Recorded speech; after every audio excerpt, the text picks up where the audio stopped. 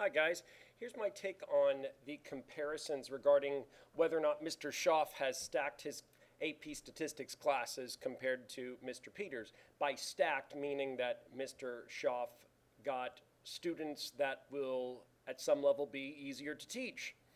So that really depends. So first of all, the comparison. In terms of the shapes, Mr. Peters' GPA or SAT math distribution is more symmetric than Mr. Schaaf's, and that's an acceptable answer. Mr. Schaaf's distribution is skewed right and also has outliers, so it really doesn't matter which distribution you're looking at. Here's the GPA distributions. Here are the SAT math distributions. It's pretty clear Mr. Peters is more symmetric, or you could say Mr. Schaaf's is more skewed, in this case skewed to the right and has outliers.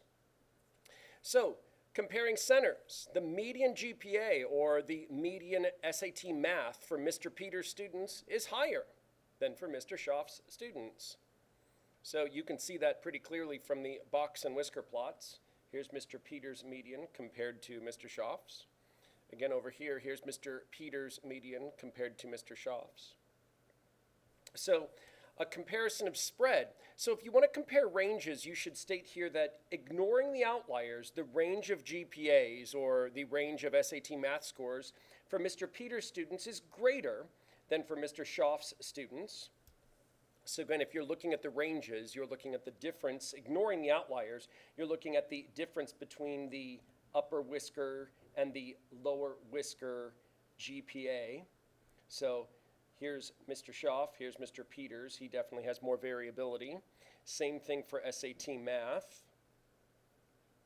So you can get the same comparison for IQRs. I wrote it both ways. So similar, the IQR of Mr. Peters' student GPAs or SAT math scores is greater than Mr. Schaaf's. You can see that by essentially the, quote, length of the box. Here's Mr. Peters' box compared to Mr. Schaaf's. Again, for SAT math, there's Mr. Peters' box compared to Mr. Schaaf's. So then to actually answer the question, did Mr. Schaaf stack his class? So you might say no. By stacking his class, does Mr. Schaaf have classes that are easier to teach? Well, you might say no, because it looks like Mr. Peters has stronger students, assuming that stronger students are easier to teach. That's not always the case. Stronger students, since his median GPA and his median SAT math scores are higher than Mr. Schaaf's. So there's a reason to suggest that maybe Mr. Schaaf's classes aren't easier to teach, and at some level, maybe it's really Mr. Peters that has the stronger students. However, as a teacher, there's an alternative argument. Maybe yes.